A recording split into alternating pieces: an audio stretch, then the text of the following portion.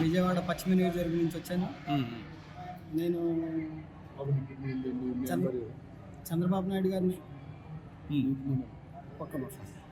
నేను చంద్రబాబు నాయుడు గారిని దగ్గర దగ్గర 3 సంవత్సరాల నుంచి ఏ రాజకీయ ఎన్నికల వ్యూహకర్త ఇవ్వని ఎవ్వరు ఇవ్వాల 2 సంవత్సరాలు ప్రతి వ్యూహకర్త సంస్థలన్నీ కలిపి వైసీపీ వస్తుందని చెప్పారు.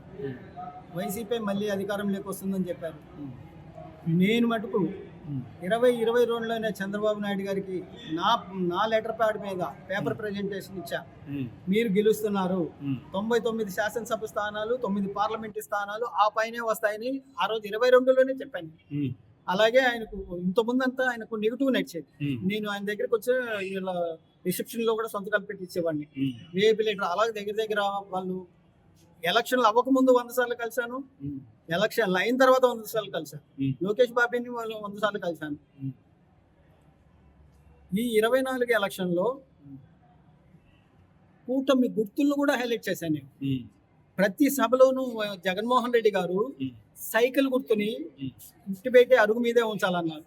నేను మటుకు ఏ నాయకుడు చెప్పలే, నేను మటుకు సైకిల్ గుర్తుని, సైకిల్ విద్యనిస్తుంది, సైకిల్ ఆరోగ్యాన్ని ఇస్తుంది, సైకిల్ అభివృద్ధిని ఐశ్వర్యం ఇస్తుంది, సైకిల్ అభివృద్ధిని పరిగెత్తిస్తుంది అని చెప్పా.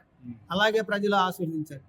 అలాగే గాజు గ్లాసు గురించి కూడా ప్రతి సభలోనూ జగన్మోహన్ రెడ్డి గారు ఈ గాజు గ్లాసు సింకులోనే ఉండాలి. అప్పుడు పవన్ కళ్యాణ్ గారు గాజు గ్లాసును కూడా జనసేన అధ్యక్షుడు పగిలిపోతుందంతా పోల్చుకున్నారు. నేను మటుకు లోకేష్ బాబు గారితో ముఖాముఖిలో వడ్డేశ్వరంలో ఒక ఎన్నికల్ మీటింగ్ లో ముఖాముఖితో మాట్లాడా. గాజు గ్లాసు అన్బ్రేకబుల్, పగలదు, పేదల కష్టాలను కన్నీళ్లు తుడుస్తుంది అని చెప్పాను. అలాగే కూటమి ప్రజలు గాజు గ్లాసును ఇచ్చేశారు. అలాగే బీజేపీ కమలం గుర్తును మటుకు జగన్మోహన్ రెడ్డి గారు ఏమీ అనలేదు. నేను కమలం గుర్తును కూడా ఈ రాష్ట్రంలో కమలం గుర్తు వికసింప చేస్తుంది అని చెప్పాను. ఇప్పుడు ఈ గవర్నమెంట్ వచ్చిన దగ్గర 6 సంవత్సరం అవుతుంది సార్, హామీలన్నీ కూడా నెరవేరుస్తుందా? హామీలు ఒక్కొక్కటి అంటే ఇంత విధ్వంసం జరుగుతుందని చంద్రబాబు నాయుడు గారు కల్లో కూడా అనుకోలేదండి. దగ్గర దగ్గర 10 లక్షల కోట్లు అప్పు చేసి పెడతారు, ఏదో అంతో ఇంతో ఉంచుతారు, నిధి మూలధనం అనేది ఉంచుతారు అనుకున్నారు. ఇంత అప్పు చేస్తారు. ఈ అప్పుని మనమైనా తీర్చాలి, లేదా మన పిల్లలైనా తీర్చాలి, లేదా మన మనవరాళ్ళైనా తీర్చాలి.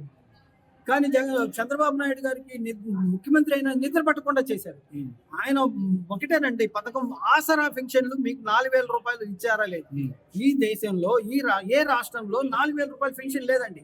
ఏ రాష్ట్రంలో కానీ ఎక్కడైనా సరే 1000, 1,500, 2,000 లోపే ఉంది. ఒక్క ఆంధ్రప్రదేశ్ లో మాత్రమే 4,000 రూపాయలు ఆసరా పెన్షన్ ఇస్తున్నారు. చాలా గొప్పతనం అండి. నాకు 5 సంవత్సరాల్లో రాజధాని కంప్లీట్ అయిందా? ఈ 5 సంవత్సరాల్లో రాజధాని చాలదండి. మోడీ గారు బాగా సహకరించాలి. ఎంపీలు కూడా బాగా నిధులు తేవడానికి కృషి చేస్తున్నారు. మోడీ గారు మళ్ళీ 2.0 శంకుస్థాపనకి రేపు పిలుస్తానంటున్నారు. మోడీ గారి చేతిలోనే ఉందండి ఇప్పుడు అమరావతి ఆగిపోతే మోడీకి కూడా సెంటిమెంటల్ గా మోడీ గారు వచ్చిన శంకుస్థాపన చేసిన ప్లేస్ అది. అమరావతిని నిధులు వస్తే పోనీ 70% అనే అవుతుందండి. అమరావతి రాజధాని అంటే హైదరాబాద్ రాజధాని 100 ఏళ్ళు పట్టిందండి. ఒక 5 ఏళ్లకో 10 ఏళ్లకో అవ్వదు. అయితే ఒకే ప్రభుత్వం గుజరాత్ లో లాగా, లేకపోతే బీహార్ లో లాగా, లేకపోతే పశ్చిమ బెంగాల్లో లాగా ఒకే ప్రభుత్వము ఒక 10 సార్లు ఒక 3 పర్యాయాలు కానీ 4 పర్యాయాలు కానీ ఉంటే అమరావతి బ్రహ్మాండంగా సాకారం అవుతుంది. జగన్మోహన్ రెడ్డి గారు 3 రాజధానులు ముచ్చట తెచ్చారండి. నేను 3 రాజధానులు ముచ్చట తెచ్చినప్పుడే వాళ్ళ ఎమ్మెల్యేలు అందరూ ఆహోహో అన్నారు. కానీ నేను ఒక రీసెర్చ్ చేసిన వ్యక్తిగా చెప్తున్నాను, 3 రాజధానులు ఈ రాష్ట్రానికి ముడిపడవు. ఈ దేశంలో ఏ రాష్ట్రానికి లేని సమస్య ఉందని జగన్మోహన్ రెడ్డి క్లూ ఇచ్చినా వాళ్ళకి ఎలగలేదండి. అలాగే మోడీ గారు రైతు వ్యతిరేక చట్టాలు తెచ్చారు. అవి సాధించలేక 150 కోట్ల మందికి రైతు వ్యతిరేక చట్టాలు వెనక్కి తీసుకొని 150 కోట్ల మందికి క్షమాపణ చెప్పాడు. ఇప్పుడు ప్రజల్ని ఎంతసేపు మనం చేసిన తప్పు తెలుసుకొని క్షమాపణ కోరితే మళ్ళీ ఆశీర్వదించడానికి కూడా ఉంటుంది. మేము పథకాలు ఇచ్చాము, ఎవరి కోసం వేస్తావు అని అహంకారంగా 175 సీట్లు 175 మాకు రావాలని అహంకారంగా అడగడం వల్లే ప్రజలు వాళ్ళని ప్రజల ఈగోను కూడా టచ్ చేశారండి. వాళ్ళు ఇంత డిమాండ్ చేస్తున్నారు. ఓటు వేసేది మేము, మీ డిమాండ్ ఏంటి, మా ఓటు మీద మీ దౌర్జన్యం ఏంటి అని ప్రజలు కూడా జగన్మోహన్ ప్రభుత్వాన్ని తెలుసుకున్నారు. సార్ పవన్ కళ్యాణ్ గారు మీ అభిప్రాయం? పవన్ కళ్యాణ్ గారి అభిప్రాయం ఏముందండి, పెద్దన్న చంద్రబాబు ఉండగా పవన్ కళ్యాణ్ గారికి ఏమి డోకా లేదండి. అంటే ఆయన ప్రజలకు మంచి చేస్తాడని నమ్మకం మీకుందా? పవన్ కళ్యాణ్ మంచి, పవన్ కళ్యాణ్ గారు ఒక విజన్ తో రాజకీయాలకు వచ్చారు. ఆయన కూడా ఒకప్పుడు మీడియా పరంగా మాట్లాడేటప్పుడు అండి, ఇప్పుడు నలుగురు చూస్తున్నారు, 40,000 మంది 4 లక్షల మంది కూడా చూస్తారండి. పవన్ గారు కొత్తలో వచ్చినప్పుడు మీడియా పరంగా మాట్లాడడం లేదండి. ఆయనకు నేను కూడా భయపడ్డా, ఏంటి ఈయన అందరినీ కొట్టేస్తానంటాడు, తిట్టేస్తానంటాడు, ఈయనకు ఎలాగ ఓట్లు పడతాయని. రాను రాను రాను ఆయన మీడియా ముందు మాట్లాడేటప్పుడు, వెనక టీవీలో కానీ అది చూసేటప్పుడు బాగుందని ఆయన పందా మార్చుకున్నారు. పందా మార్చుకుంటే ప్రజలు ఆశీర్వదించడానికి బాగానే ఉంటుందండి. లోకేష్ బాబు గారు పాదయాత్రల పవర్ ఎటువంటిదో నేను చెప్తానండి. ప్రతి నాయకుడు పాదయాత్రలో విజయం సాధించారండి.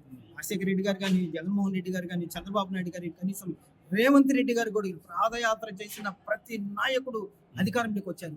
పాదయాత్రలో పేదల కష్ట సుఖాలు తెలుస్తాయి, ఆ నియోజకవర్గంలో ఏ అవసరాలు ఉన్నాయో తెలుస్తాయి, వాళ్ళకి ఏమి హామీ ఇవ్వాలో తెలుస్తాయి. నాయకులకి పాలనా పరంగా అనుభవము పాదయాత్రలు ఇస్తుందండి. ఎప్పటికైనా పాదయాత్రలు మహా అద్భుతం. లోకేష్ బాబు గారి పాదయాత్ర, అదే చంద్రబాబు నాయుడు గారు లేకపోతే లోకేష్ బాబు గారు సీఎం అయ్యేవాళ్ళు. ఇవాళ జనసేనని కానీ బీజేపీని కానీ గెలిపించింది లోకేష్ యువగలం పాదయాత్రనే గెలిపించింది. ఫైనల్ గా తెలుగుదేశం పార్టీ గురించి మీరేం చెప్తారు? 43 సంవత్సరాల చరిత్ర ఉన్నవాడు తెలుగుదేశం పార్టీ గురించి ఒక ముక్కలో మీరేం చెప్తారు?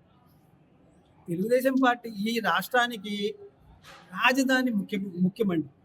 ప్రతి రాష్ట్రానికి ఒక రాజధాని అదే ఉంది. మనము విడిపోయిన తర్వాత రాజధాని కట్టుకోలేనంత హీనంలో ఉన్నాం. మన పిల్లలు మన రాజధాని ఏదంటే చెప్పుకోలేకపోతున్నాం. రాజధాని పూర్తి స్థాయిలో నిలబడేంత వరకు ఈ కూటమి ప్రభుత్వం కానీ, టీడీపీ ప్రభుత్వం కానీ, బీజేపీ సహకారం లేక ఒకవేళ విడిపోయినా, ఎందుకంటే రాజకీయాలలో ఎప్పుడూ ఒకేలాగా ఉండదు. ప్రజల నాడి కూడా 3 సంవత్సరాల్లో మారిపోవచ్చు. వీళ్ళ అహంకారం వల్ల కానీ వాళ్ళ అహంకారం కానీ ఓడిపోవచ్చు. కానీ చంద్రబాబు నాయుడు, టీడీపీ గారి ప్రభుత్వం కానీ ఒక 3 పర్యాయాలు ఇక్కడే ఉంటే మనకు అమరావతి రాజధాని బ్రహ్మాండంగా ప్రపంచ స్థాయి రాజధాని ఏర్పడుతుందని